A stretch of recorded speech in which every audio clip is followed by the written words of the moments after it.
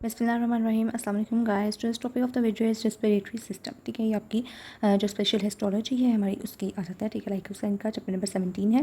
तो इस चैप्टर में से आपने किस तरह से MCQs और SCQs जो है प्रिपेयर करने हैं वो मैं आज आपको बताऊँगी। ठीक है, MBBS BDS DPT वगैरह सबके लिए। ठीक है, so let's start. First of all आपके पास देखा जाएगा। ठीक है, तो हमारे पास इसके रेस्पिरेटरी सिस्टम जो है इसके आ जाते हैं मेन फंक्शंस। ठीक है, तो जो हमारे पास रेस्पिरेटरी सिस्टम है उसका हमारे पास आपको पता होना चाहिए मेन फंक्शन कौन कौन सा है। ठीक है, इसको साथ साथ मैं चीज़ों को हाईलाइट कर दूंगी जो कि आपको MCQ और SCQ के लिए चीज़ें जो हो पता होनी चाहिए। मेन फंक्शन इसका क्या होता है रेस्पिरेशन का, ये तो सबको पता है कि oxygen to the blood and eliminate the carbon dioxide. ठीक है, उसके बाद देन हमारे पास जो मैंने चीज़ अंडरलाइन की हुई है कि respiratory system consist primarily a system of respiratory passage.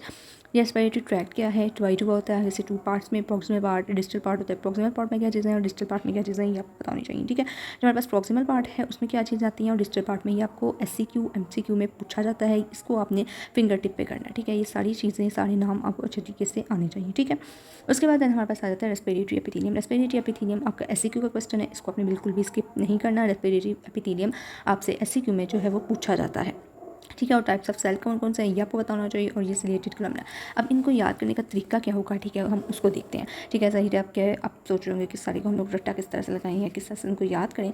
ठीक है, तो वो जो चीज़ आ जाती हैं उनको हम लोग देखते हैं। ठीक है, सो इसमें जो हमारे पास फर्स्ट ऑफ ऑल आ जाता है जैसे कि हमारे पास पहले सेल्स आ जाते हैं जिनमें हमारे पास आ जाता है रेस्पिरेटरी सिस्टम में हमारे पास सिलेटेड कॉलमनर सेल्स आ जाते हैं। ठीक है, तो जैसा कि मैंने आपको बताया कि रेस्पिरेटरी सिस्टम बहुत इंपॉर्टेंट है, इसको आपने बिल्कुल स्किप नहीं करना और इसको आपने लाइक हुसैन से ही करना है। ठीक है, इसमें हमारे पास सिलेटेड कोलमनर एपिथेलियम सेल। इसमें जो आपने चीज़ याद रखनी है पहले फर्स्ट ऑफ ऑल वो ये याद रखनी है कि टाल होते हैं। ठीक है, इनकी सेल्स आपने याद रखनी है सबके, इनका न्यूक्लिया, इनका साइटोप्लाज्म किस तरह का होता है, ये चार चीज़ें पाँच आपने हर चीज़ में एपिथेलियम जो होती है उसमें याद करनी होती है। ठीक है, तो आप अपने पॉइंट्स बना लें, बेशक यहाँ से इसको रट्टा लगा लें। ठीक है, तो किस तरह से होगा कि आपने पहले सेल्स याद करने हैं जो हमारे पास सिलेटेड कोलमनर सेल्स हैं। ठीक है, वो किस तरह से होती हैं, टाल होते हैं और सिलेंडर शिफ्ट करते हैं। ठीक है, और उसके बाद हमारे पास इनकी जो मोटिलिटी है, इनकी सीलियस सेल्स होती हैं। ठीक है, एपिकली सर्फेस पे 300 ये अपना आप ही करें। ठीक है, उसके बाद न्यूक्लियस किस तरह होता है, न्यूक्लियस इनका जो है वो basal region of the cell में प्रेजेंट होता है। और एपिकल सिस्टम ये लास्ट क्वेश्चन आए हुए थे आपको। ठीक है, ये जो बेसल सेल, ये जो हमारे पास ब्लड सेल है और में डिफरेंस पूछा गया था उन्होंने। ठीक है, तो ये आपको पता होना चाहिए ब्रश सेल्स और गॉबलेट सेल्स जो है इनके अंदर डिफरेंस जो है वो क्या आता है। ठीक है, तो इसका न्यूक्लियाई जो है वो हमारे बेसल रीजन पे होता है। जो हमारे पास साइटोप्लाज्म है वो कंटेन कर रहा होता है लार्ज नंबर ऑफ माइटोकॉन्ड्रिया। ठीक है, MCQ की लाइन है, आपको पता होना चाहिए। उसके बाद आप माइटोकॉन्ड्रिया की थोड़ा सा फंक्शन लिख सकते हैं कि ATP सिंथेसाइज वगैरह करते हैं, इतना अपने आप ही करें तो इनफ है। ठीक है, मतलब कि आपको सेल का पता होना चाहिए, न्यूक्लियस का पता होना चाहिए एंड देन आपको साइटोप्लाज्म पता होना चाहिए कि वो कहाँ पर प्रेजेंट है और किस तरह पे होता है। ठीक है, उसके बाद देन आपके पास आ जाता है कि हमारे पास इसमें जो आ जाता है sweeping motion of the ciliary distal part. हाँ, और from the distal part of the respiratory passage देखिए तो through the towards the pharynx for elimination. ठीक है, ये लाइन्स वैसे आप पढ़ रहे हैं। ठीक है, उसके बाद गॉबलेट सेल का भी आपने ये याद रखना है कि हाँ इसमें हमारे पास म्यूकस ग्लैंड्स होते हैं, यूनिसेलुलर म्यूकस ग्लैंड्स होते हैं, ये आपको पता होनी चाहिए लाइन। ठीक है, और उसके बाद देन आपको पता होना चाहिए इसमें हमारे पास जो है जो एपिकल पोर्शन है गॉबलेट सेल का वो फिल्ड किसके हो जाता है, म्यूसिन ग्रेन्यूल से। ठीक है, और जो बेसल पोर्शन है वो क्या कंटेन कर रहा होता है, हमारे पास बेसल पोर्शन कंटेन करता है nucleus and cell organelles.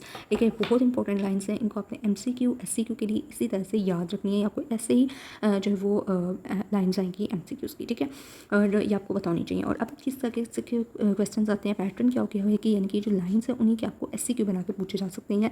Like ये आपसे पूछा जा सकता है कि जो रेस्पिरेटरी में गॉबलेट सेल है उनकी एपिकल पोर्शन में और बेसल पोर्शन में क्या चीज़ें प्रेजेंट है। ठीक है, इस तरह से SCQ पूछे जाती हैं क्योंकि अब पैटर्न जो पेपर का वो चेंज हो चुका है। तो सो आपको पता होना चाहिए कि पेपर किस तरह से आ सकता है। ठीक है, उसके बाद देन हमारे पास आ जाता है कि गॉबलेट सेल्स जो है वो सिक्रीट क्या करते हैं, यहाँ पे पीछे भी फंक्शन पढ़ लिया होगा। ठीक है, और जो म्यूसिन इसमें होता है। ठीक है, फ्रॉम जो कि कॉन्टिन्यूस होता है level of the respiratory epithelium because it is sticky nature.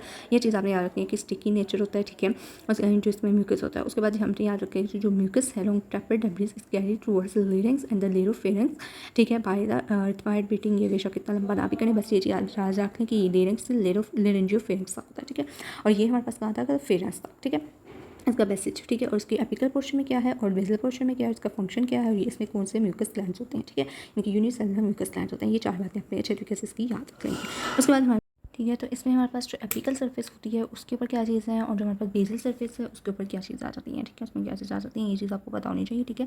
तो जो हमारे पास इसकी एपिकल सरफेस है, ठीक है, उसके ऊपर हमारे पास उसमें हमारे पास क्या आ जाती हैं, विच एनिमल्स माइक्रोविलाइस होते हैं, ठीक है। और जो हमारे पास बेसल सरफेस है उसके ऊपर हमारे पास ऑफरेंट ऑफ एंडिंग्स होती हैं, ठीक है। और ये सर्व करते हैं टू बी सेंसरी रिसेप्टर्स, ठीक है। तो ब्लड सेल्स बहुत इंपॉर्टेंट है, इनको आपने इसी तरीके से सारे याद करना है, कोशिश करना है कि उनकी परसेंटेज भी आप याद रख लें, ठीक है। उसके बाद हमारे पास स्मॉल ग्रेन्यूल सेल्स होते हैं जिसे हम लोग जो है कल्चट किसी जो है सेल्स भी कहते हैं, ठीक है। तो ये इतना इंपॉर्टेंट नहीं है वैसे, लेकिन आप एक दफ़ा बस इन्हें पढ़ लीजिएगा, ठीक है। उसके बाद ये रिसेंबल करते हैं बेसल सरफेस के साथ in shape and occupy similar location होती है।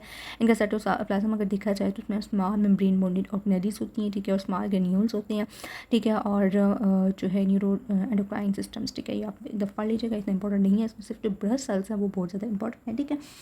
उसके बाद देन हमारे पास आ जाती है नेजल कैविटीज़। नेजल कैविटी बहुत इंपॉर्टेंट है, इसमें जो चीज़ आपको पता होनी चाहिए, ठीक है। वेस्टिब्यूलर होता है नेजल कैविटी प्रॉपर, ठीक है, यानी कि है पढ़ते हैं आगे और फैक्ट्री में सब ये सारी चीज़ें इसमें जो है वो इंपॉर्टेंट है, यानी कि वेस्टिब्यूल होते हैं इसमें नेजल कैविटी में, ठीक है, वो लाइंड हुआ होता है बाय द स्किन, ठीक है। उसके बाद हमारे पास नेजल कैविटी प्रॉपर है, नेजल कैविटी प्रॉपर का फंक्शन क्या है ये आपको पता होना चाहिए। उसके बाद हमारे पास 2 रीजन्स होते हैं इसके, ठीक है, एक रेस्पिरेटरी म्यूकोजा होता है और एक हमारे पास ऑल्फैक्टरी म्यूकोजा होता है, ठीक है। एक क्वेश्चन भी आपको आया हुआ है रेस्पिरेटरी म्यूकोजा और ऑल्फैक्टरी म्यूकोजा जो इसमें डिफरेंट क्या है, ये इनकी फंक्शंस क्या हैं, ठीक है। तो ये चीज़ आपको पता होनी चाहिए, ये आपने अच्छे तरीके से प्रिपेयर करनी है, ठीक है। जो lines most of the nasal fossa and जो ऑल्फैक्टरी म्यूकोजा है वो roof of the nasal cavity पे होता है, ठीक है।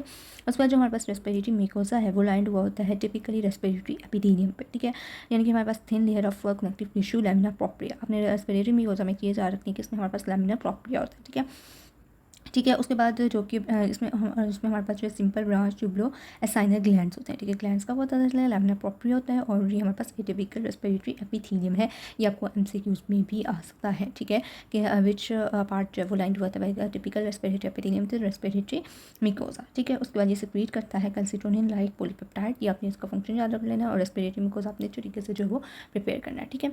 उसके बाद देन हमारे पास आ जाता है अगर आपने चीज़ याद रखनी है नेक्स्ट, वो हमारे पास लैमिना प्रोप्रिया जो है वो कंटेन करते हैं फ्री एक्सिस ऑफ जैसे इसको मैं, हाँ। उसके बाद इस तरह से हमारे पास आ जाते हैं इसके ऊपर बाकी चीज़ें जो वो आप बेशक ना भी याद रखें, ठीक है। जिसमें मेन मैंने डीपेस्ट लेयर में क्या है ये आपको पता होना चाहिए, ठीक है। तो डीपेस्ट लेयर जो होती है लैमिना प्रोप्रिया की वो ब्लेंड करती है with the periosteum of the bone periosteum, ये सारी चीज़ें इतनी डिटेल में आपको करने की जरूरत नहीं है, ठीक है। इनको सिर्फ एक दफ़ा आप रीड आउट कर लें, ठीक है, ताकि क्वेश्चन आए तो आप उसको अटैम्प्ट भी कर सकें, ठीक है। जो पॉइंट्स अंडरलाइन किए हुए हैं उनको आप अच्छे तरीके से याद कर लें, बाकी सिर्फ एक दफ़ा रीड कर लें, ठीक है। उसके बाद वायरसीलिया ऑफ द एपिथेलियम सेल्स, ये चीज़ आपने याद रखनी है टुवर्ड्स द फेरेंक्स होते हैं विच इज आइदर स्वेलर्ड और एक्सप्लोरेटेड, इस चीज़ को बस याद रखें। और ब्लड जो होती है in the vascular plexus of the venom propria warms inspired air in the cold environment, ठीक है। सारा बेशक ना भी करें, लेकिन ये जो चीज़ थी ना इसके स्टार्ट वाली वो चीज़ें आपको पता होनी चाहिए, ठीक है। उसके बाद देन हमारे पास आ जाता है ऑल्फैक्टरी म्यूकोजा। ऑल्फैक्टरी म्यूकोजा जैसे कि आपको पता है कि हमारे ऑल्फैक्शन में इन्वॉल्व होता है, ठीक है। तो इनमें हमारे पास जो है वो सुपीरियर कौन का, ठीक है, ये आपको बताना चाहिए कि रूफ जो है नेजल कैविटी का, ये हम हमारी सारी इसमें एनाटॉमिकल तो ये चीज़ें आ रही हैं, ठीक है। लेकिन जो चीज़ आपने याद रखनी होती है वो उसको ये देखना, ये हमारे पास ये ऑल्फैक्टरी म्यूकोजा जो है ये लाइंड किसके साथ हुआ है, यानी कि इसके एपिथेलियम क्या है, इसमें साइटोप्लाज्म किस तरह के होते हैं, इस तरह की तरह जो चीज़ें होती हैं ना हिस्टोलॉजी में वो चीज़ें आपने याद रखनी होती है, ठीक है। इनकी ऑल्फैक्टरी म्यूकोजा जिसमें हमारे पास ऑल्फैक्टरी एपिथेलियम होगी, ठीक है, यानी कि आगे ये आ जाते हैं। उसके बाद ऑल्फैक्टरी सेल्स इसमें कौन कौन से हैं, ठीक है, ये आपको चीज़ें पता होनी चाहिए, तो ये चीज़ इसमें इंपॉर्टेंट आ जाती है, ठीक है। सो इसमें हमारे पास जो ये कलर है इसका, इसको आपने याद रखना है, ठीक है, ठीक है। तो ये जो ऑल्फैक्टरी म्यूकोजा है वो दूसरे से किस तरह से डिफ्रेंशिएट होता है बाय द कलर, ठीक है, येलोइश कलर की वजह से, ठीक है। उसके बाद रेस्पिरेटरी म्यूकोजा जो है वो हमारे पास पिंकिश कलर होता है और ये येलोइश बहुत इंपॉर्टेंट लाइन है, इसको आपने बिल्कुल भी स्किप नहीं करना है, इसको अच्छे तरीके से आपने एमसीक्यू पॉइंट ऑफ व्यू से और वैसे जो है वो आपने इसको याद रखना है, ठीक है। तो इसमें हमारे पास आपने याद रखना है कि और जो ऑल्फैक्टरी म्यूकोजा है वो येलो कलर का होता है और जो हमारे पास रेस्पिरेटरी म्यूकोजा है वो हमारे पास पिंक कलर में होता है। तो डिस्टिंग्विश करने के लिए भी आपको क्वेश्चन मैंने जैसे पहले बताया कि आ सकता है olfactory mucosa and respiratory mucosa में डिफरेंस, तो उस तरह से आपने इसको डिफ्रेंशिएट करके इसको बस याद कर लेना, ठीक है। उसके बाद ये सेंसेशन ऑफ स्मेल में इन्वॉल्व होता है, ठीक है। और लैमिना प्रोप्रिया और ऑल्फैक्टरी म्यूकोजा की जो सीरियस ग्लैंड्स कंटेन करी होती है, और उसके बाद हम लोगों ने ग्लैंड्स देखे थे वो कौन से थे, हमारे पास ट्यूबुलो एसाइनर ग्लैंड्स थे, ठीक है। ये की 3 डिफरेंसेस हमारे पास आ गई, ग्लैंड की, एक ग्लैंड के बारे में और एक उसके कलर के बारे में, ठीक है। 3 डिफरेंस हो गए अच्छे से। उसके बाद हमारे पास आ जाता है ऑल्फैक्टरी एपिथेलियम। ऑल्फैक्टरी एपिथेलियम जो है इसे हम लोग इस एपिथेलियम को हम स्यूडो स्ट्रैटिफाइड कोलमनर भी कहते हैं, ठीक है, बट लेग्स गॉबलेट सेल्स। लेकिन जो ऑल्फैक्टरी एपिथेलियम है उसमें हमारे पास गॉबलेट सेल्स नहीं होते, ठीक है। उसके बाद हमारे पास इसकी 3 टाइप्स आ जाती हैं। ऑल्फैक्टरी सेल्स आ जाते हैं और सिस्टेंटिकुलर सेल्स आ जाते हैं एंड बेसल सेल्स आ जाते हैं। इनके मोस्टली नाम पूछे जाते हैं कि ऑल्फैक्टरी एपिथेलियम या ऑल्फैक्टरी म्यूकोसा में सेल्स कौन कौन से हैं, ठीक है। तो ऑल्फैक्टरी एपिथेलियम जो है उसको दूसरा नाम क्या है, ठीक है, वो क्या कहते हैं, उसमें 3 सेल आ जाते हैं, उनके नाम क्या है ये आपको पता होने चाहिए, ठीक है। उसके बाद ये इनकी आगे से डिटेल जो है वो बहुत कम पूछी जाती है, लेकिन फिर भी अगर आ जाए तो कौन से आपको 3-4 पॉइंट्स जो है वो आने चाहिए। अगर बेशक आप इधर इस तरह से पॉइंट आउट करके इन सेल्स के इधर लिख लें, इन सेल्स के इधर लिख लें, ताकि आप लोग जब रिवीजन करें तो आप इजीली सिर्फ उन्हीं पॉइंट्स को पढ़ें, सारा रीड करने की आपको जरूरत ना पड़े, ठीक है। तो मैं आपको बताती हूँ कौन कौन से पॉइंट्स जो है अपने अच्छे से याद रखने हैं, ठीक है। ये अपने याद रखना है कि ऑल्फैक्टरी सेल्स जो है उनमें बाइपोलर न्यूरॉन्स होते हैं, ठीक है। उसके बाद इसमें हमारे पास डेंड्राइड्स वगैरह होते हैं, ठीक है, ये आ गया। उसके बाद ऑल्फैक्टरी वेसिकल्स होते हैं, सिर्फ पॉइंट्स इसका लिख लें, इसमें ऑल्फैक्टरी वेसिकल्स होते हैं। और ये चीज़ जो है ये एमसीक्यू के लिए इंपॉर्टेंट है कि ऑल्फैक्टरी वेसिकल्स जो है अराइज होते हैं फ्रॉम 6 to 8 ऑल्फैक्टरी सीलिया से, ठीक है। तो ये एमसीक्यू की लाइन है, ये आपको थोड़ा सा पता होना चाहिए, ठीक है। उसके बाद इसमें आपने ये जो प्रॉक्सिमल सेगमेंट है इसमें क्या चीज़ें आ जाती हैं, या ये याद रख लें कि ये शॉर्ट प्रॉक्सिमल सेगमेंट होता है जो कि चैप्टर कहते हैं मार्शल आवर ट्रेली पोर्शन होता है, ठीक है। उसके बाद ये चीज़ आपने याद करनी है कि पेरिफेरल ड्रॉपलेट यानी कि इसमें माइक्रोट्यूब्यूल्स आ जाती हैं, ठीक है, आपने याद रखना है इसमें माइक्रोट्यूब्यूल्स होती हैं, ठीक है। प्रोबेबलिस फ्रैगमेंट इसका शॉर्ट होता है, ठीक है। उसके बाद जो है आप इसमें याद रख लें, क्योंकि ये आगे से माइक्रोट्यूब्यूल की थोड़ा सा डिटेल बताया हुआ है, ये सारा करने की ज़रूरत नहीं है आपको, ठीक है। उसके बाद आप इसमें से जो याद रखेंगे वो ये जो प्रोटीन है इसमें ये आपको पता होनी चाहिए, ठीक है। इसमें प्रोटीन्स होती हैं, कौन सी ओडोरेंट बाइंडिंग प्रोटीन्स होती हैं आपके पास, ठीक है। उसके बाद इसमें हमारे पास ऑल्फैक्टरी रिसेप्टर्स के तौर पे जो कि फंक्शन कार्य होती हैं, ठीक है। ये चीज़ आपको पता होनी चाहिए, बाकी सब आपने जो है इसको जो है वो पढ़ लेना है, ठीक है, जो कि convey to the brain by the olfactory nerves. तो इसमें 4 पॉइंट्स आपने 5 याद रखने हैं। ऑल्फैक्टरी सेल्स के यानी कि फंक्शंस हमने ये चीज़ याद रखती हैं। इसमें बाइपोलर न्यूरॉन्स होते हैं, ठीक है। न्यूरॉन्स में जिसके आपने याद रख लिया कि डेंड्राइड्स होती है, उसकी बॉडी वगैरह तो एक्सोन होता है, ये 3 पॉइंट्स लिख दिए। और इसके बाद इसको थोड़ा सा बता देना कि ये कहाँ से लेके कहाँ तक जा रहा है, ठीक है। उसके बाद हमारे पास एपिकल डेंड्राइड्स जो हैं वो इसके सिलेंडर शेप के होते हैं, ठीक है। उसके बाद इसके अंदर हमारे पास ऑल्फैक्टरी वेसिकल्स होते हैं। ऑल्फैक्टरी वेसिकल्स आपको एमसीक्यू की लाइन आ सकती है, ठीक है, यानी कि ये लाइन लिखी होगी और पूछा होगा इसको क्या कहते हैं, तो आप बताएं ये क्या है हमारे पास ऑल्फैक्टरी वेसिकल्स हैं, ठीक है। उसके बाद ये थोड़े से डार्क मोशन में इसलिए मैं ये वीडियो बना रही हूँ क्योंकि पेजेस इसके दूसरी तरह के हैं, ठीक है। तो फिर अगर लाइट करें तो वो साफ नज़र नहीं आती लाइन्स, ठीक है। सो थोड़ा सा आप इसको देख लीजिएगा, ठीक है। उसके बाद हमारे पास आ जाता है प्रॉक्सिमल सेगमेंट जो है इसका वो शॉर्ट होता है, ठीक है। उसके बाद हमने बताया इसमें कि माइक्रोट्यूब्यूल्स आ जाती हैं, ठीक है। और उसके बाद ये वाली इसमें प्रोटीन्स होती हैं, ठीक है। तो प्रोटीन्स इनकी हमारे पास फंक्शन कर रही होती हैं एज अ ऑल्फैक्टरी रिसेप्टर के तौर पर, ठीक है। उसके बाद हमारे पास आ जाते हैं सिस्टेनिकुलर सेल्स। सिस्टेनिकुलर सेल्स से ऐसे ही आपने याद रखना है कि स्पोर्टिंग सेल्स हैं, ठीक है। और इससे हमारे पास क्या होते हैं टार कोलमनर सेल्स हैं, ठीक है। उसके बाद हमने इसमें जो याद रखनी है चीज़ वो क्या याद रखनी है कि इसमें हमारे पास माइक्रोविलाई होते हैं अंदर फ्री सरफेस और वे न्यूक्लियाई होता है, ठीक है। उसके बाद जो है हमने याद रखना है इसमें जंक्शनल कम्प्लेक्सेस प्रेजेंट होते हैं, ठीक है। उसके बाद हमें याद रखना है ग्रैन्यूल्स कंटेन करते हैं। ग्रैन्यूल्स का कलर क्या है, येलोइश ब्राउन पिगमेंट्स होते हैं, ठीक है। या आगे से रिस्पॉन्सिबल वगैरह है, आप सिर्फ पढ़ लीजिएगा, याद करने की जरूरत नहीं, ठीक है। उसके बाद ये नरिशमेंट प्रोवाइड करते हैं, फिजिकल सपोर्ट प्रोवाइड करते हैं और insulation of olfactory cells provide करते हैं, ठीक है। ये चीज़ें आपने इसमें याद करनी है। उसके बाद हमारे पास बेसल सेल्स आ जाते हैं। बेसल सेल्स देखे जाएँ, बेसल सेल्स में हमारे पास स्मॉल होते हैं, क्रोनिकल और स्पेरिकल शेप के होते हैं, सिंगल लेयर होती है इनकी बेसल पार्ट पे। न्यूक्लियाई जो है इनका वो हमारे पास ऑल्फैक्टरी सेल न्यूक्लियाई वो लाई करता है the below the olfactory nuclei.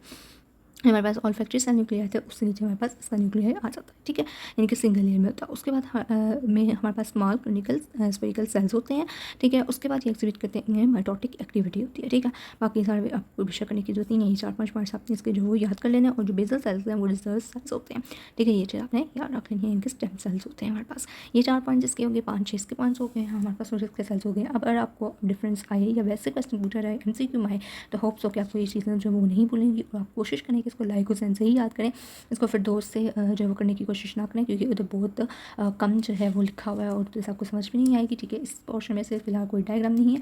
Next जो टॉपिक्स हैं वो बहुत इंपॉर्टेंट है, जिसके हमारे पास लेवेंस आ जाता है, ट्रैकी आ जाता है, ठीक है। और इनकी डायग्राम्स जो है वो बहुत इंपॉर्टेंट है, लंग्स की डायग्राम बहुत इंपॉर्टेंट है। तो मैं आपको नेक्स्ट वीडियो में जो है वो डिटेल में बताती हूँ कि कौन कौन से पॉइंट्स आपने याद करने और कोशिश करनी है कि आपने बुक सही करें, ठीक है। होप्स हो कि अगर आप मेरी वीडियो देख के एक दफ़ा अपनी बुक पे मार्क करके उसको ऑनलाइन को अच्छी तरीके से प्रिपेयर कर ले तो आपको किसी चीज़ की भी जो वो मतलब कोई भी क्वेश्चन आपको भूलेगा नहीं, आपको समझ आएगी किस तरह से पेपर आना है, ठीक है। तो इंशाल्लाह ताला and best of luck for your exams, ठीक है। और इनके सभी का पेपर है वो उनका भी पेपर आने वाला है, तो वो भी अच्छे तरीके से इसको जो वो प्रिपेयर कर लें। नेक्स्ट वीडियो में मैं आपको जो है वो बताती हूँ, ठीक है। थैंक यू सो मच, अल्लाह हाफ़िज़।